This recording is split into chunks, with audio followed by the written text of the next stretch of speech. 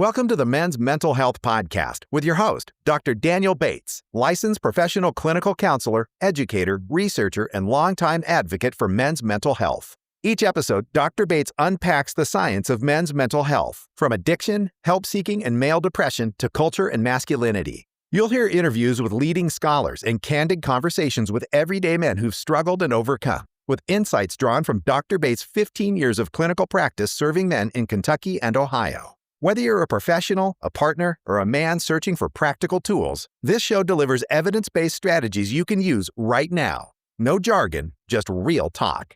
Let's redefine what real strength looks like.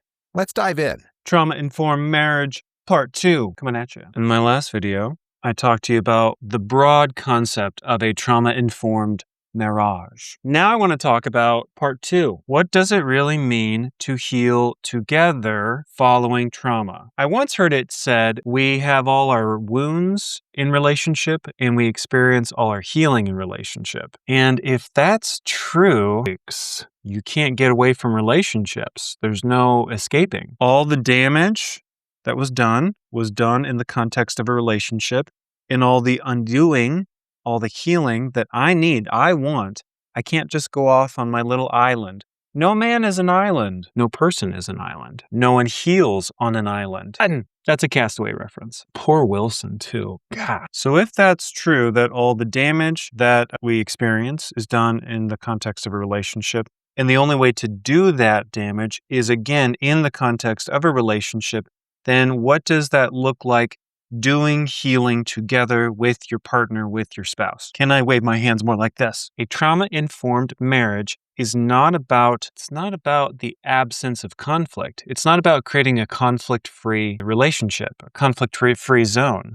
There's no conflict-free zone. It doesn't exist. Every relationship has conflict. Good relationships have conflict. Bad relationships have conflict. The third kind has conflict. Tall people have conflict. Short people have conflict. Medium-sized people have conflict. You put two imperfect people together, guess what? Conflict. Lots of it. All those middle-sized people, man, they're tough to deal with. So it's really about creating new patterns. Patterns that heal, patterns that shed light, bring light, shed light. I think you shed skin, not light. Because we're all used to fighting bad. We've done that. We're used to fighting in a way that brings damage and perpetuates the problem. So what if you could engage in conflict that brought clarity and support and allowed you to understand the other person's perspective, allowed you to understand your own perspective more, brought about really good solutions, helped you make progress and advancement on a reoccurring issue? Gosh, wouldn't that be cool? It is cool. It's addicting. I get to help people with that every day in my job. It's very addicting. I'm addicted. I'm hooked. So I want to ask you this question. What if your marriage could actually become a place where you were safe enough to take risks and try to heal old wounds? And that's the power of a trauma-informed marriage. It can happen. It does happen. I see it. But again, if you don't do this, I just want to be on my island, but I also want to have relationships. Oh, you can't have both. But I want to try it. Without engaging in what I'm talking about, you're going to repeat the past mistakes over and over and over again without repair. I was working with a client, and he came from a computer science background. And so I explained this concept to him because he was telling me about working on a project, I don't know, computer stuff, science stuff, right? And he was saying the most frustrating thing was having a bug in his code that he couldn't understand where the bug was and how it was causing issues. And so I said, having a traumatic background, maybe a dysfunctional family, an abusive past relationship is like a piece of bad code that you keep copying and pasting into all future relationships. And when you have a healing relationship, it's like, let's go back through that code, examine, troubleshoot, debug, and examine where that problematic code is. Let's stop copying and pasting it into all future relational interactions. What if we could write a new code that allowed us to connect better, understand each other better, and all the good stuff I was talking about before. So in this video, I want to give you a couple key ideas. I'm kind of laying out the broad structure, and maybe you're intrigued by it. Maybe you think that'd be awesome. But how do I do it? Well, I want to give you some basic ideas on how to do it. Again, my name is Dr. Daniel Bates. I do this stuff with folks every week. I jump in the trenches with them. I get my hands dirty, but it's very fulfilling work. And the people who engage with these concepts and ideas, they generally find them helpful. Okay, so big idea number one is co-regulation instead of escalation. I should have rhymed that better. De-escalation instead of escalation, but you get the point. So emotion regulation is typically something that's individual, something I'm doing within myself. I'm being mindful of what my emotions are as they're occurring. That's an important point. And then I'm not immediately attaching to them like this is absolute truth. I'm mad. You made me mad. Me mad. I blame you. But it's more like I can recognize how that emotion might be impacting and influencing my behavior, which may not be optimal for this conversation to advance. So let me take a little moment before I slip into fight, flight, or freeze, the 3 Fs. I didn't come up with them. And then I'm going to do something that's going to help me calm and regulate and ground myself in the moment. Like my self-talk, for example. I might say, I'm okay. I'm not in that past situation where I'm in danger. No one's out to get me. My partner's a good person. I love them. I like them. I chose to be in this relationship. But then more practical things I could do would be like, take a deep breath. I could do some grounding exercises. I could say, hey, I'm getting overwhelmed and overheated. Can we agree to a 10-minute break? Okay, that's all individual stuff. How do I do that with another person? I say, hey, I think we're both getting overwhelmed and heated. Let's both take a deep breath. Hey, let's both agree to take a 10-minute break. Can we both agree?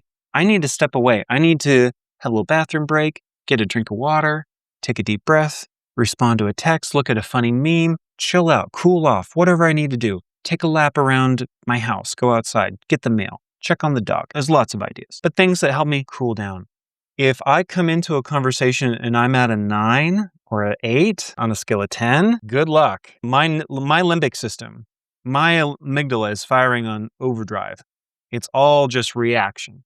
It's all just big emotion. I'm not being very effective. But if I can do some self-regulation and some co-regulation with my partner and bring myself down to like a 6 or a 5, I'm way more effective at being constructive. Still got some feelings. I'm still a little heated, but I'm going to be way more effective at understanding my partner, verbalizing, using things like I statements, and making progress on the conversation. So in short, a marriage becomes healing when partners regulate themselves and each other instead of just triggering the demon dance, so to speak, of attack, defend, attack, defend. Okay, big idea number. I want you to replace blame with curiosity. Oh, I love this idea. I love it. I think we react so quickly. We get defensive so quickly. They're wrong, and I need to prove them how wrong they are. I need to prove how wrong they are. I'm right. They need to see how right I am. I'm feeling invalidated. They need to validate me. Hold on. Try posing your issue or your concern or your frustration as a question. Test your understanding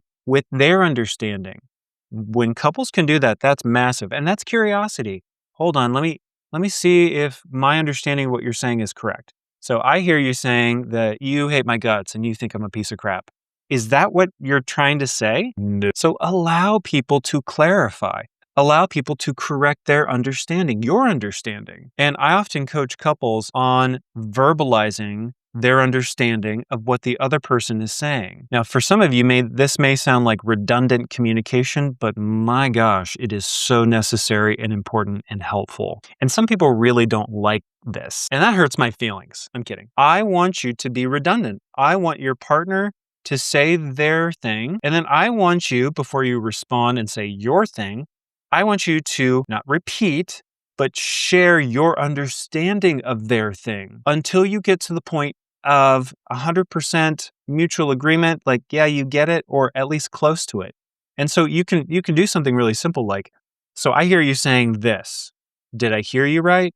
Am I hearing you correctly? Is there anything that you would add? Is there anything that you wish I understood better? That's being curious. And my goodness, when you can have people do this, and I've done this, I put pulse oximeters on people's fingers, and it tells me their heart rates. And when they're just doing the demon dance, when they're doing attack and defend, their heart rates are at like 100 beats per minute. I'm not a doctor. But what that tells me is they have, in Gottman language, a negative sentiment override. they're flooded with emotions and they're just feeling attacked and they want to be right or they want to be heard. And that's a big thing too. People, when they don't feel heard, they tend to get louder and more repetitious. They tend to reiterate. But when you can say, okay, hold on, let me think, hold on. Let me see if I'm understanding you correctly. Are you saying this? So you felt this way because this happened and you felt like I wasn't doing my part or wasn't understanding you as best I could. And then you can see people's heart rates go from like 100 or 90 and it starts go down. It goes to like 70 or 60. It goes into a state of rest. When you're in a state of rest, you are regulated. Your prefrontal cortex is working, not your limbic system. At 100 beats per minute, that's your limbic system. That's fight, flight, or freeze. When you're at 60 or 70 beats per minute, that's your prefrontal cortex. It gets a chance to work. Let your prefrontal cortex work. It's amazing what you can do with your prefrontal cortex. So shift from blame to curiosity, because doing that allows you to activate and access your compassion instead of your criticism. Idea number 3. I want you to build a home base. I want you to consider your relationship a safe harbor. And I've used this example or this I've used this metaphor before. Consider you're a ship out in the stormy sea waters, and then you see what do they call the thing on the coast with the light? And it guides the ships to safety, whatever that's called, a lighthouse. So trauma teaches us that relationships aren't safe, and to protect yourself from relationships, expect the worst. I want to teach folks to expect the best. Consider that your relationship is a place where you seek out comfort and rest and care and support. Part of your expectation will shape the interaction. And so you want to be communicating to your partner, I'm not your enemy, I'm your ally. I'm here for you. And whenever you make that kind of investment, it shapes the dynamic. It changes the dynamic. You're more prone to get what you want when you consider your relationship, when you see it from that lens. So whenever you can do small acts of being reliable and doing repairs and offering reassurance, you're going to build that safe harbor. You're going to build that lighthouse brick by brick, and it's going to be really dependable and really strong over time. All right. So you've got a couple big ideas on trauma-informed marriage part 2. Thank you for watching. Your marriage doesn't have to be about surviving past trauma or reoccurring trauma in your relationship. It can be a place where healing happens. When you learn to co-regulate, when you learn to shift from blame to curiosity, and you start building that safe base, that safe harbor, that lighthouse, you don't just start avoiding fights. You can create a marriage where you can experience healing and wholeness. It's awesome. Thanks for listening to the Men's Mental Health Podcast with Dr. Daniel Bates. If today's conversation resonated with you, tap follow and share the episode with someone who could use it. Every episode is on Spotify or Apple Podcasts, and watch bonus clips on YouTube. Just search Dr. Daniel Bates, PhD. For show notes, free resources, and ways to learn more about Dr. Bates' research, visit drdanielbates.com. And if you enjoy deeper dives, subscribe to our Substack, Men's Mental Health at Counselor Dan. Remember, asking and receiving help is a strength, not a weakness. Until next time, take care of yourself and the men in your life.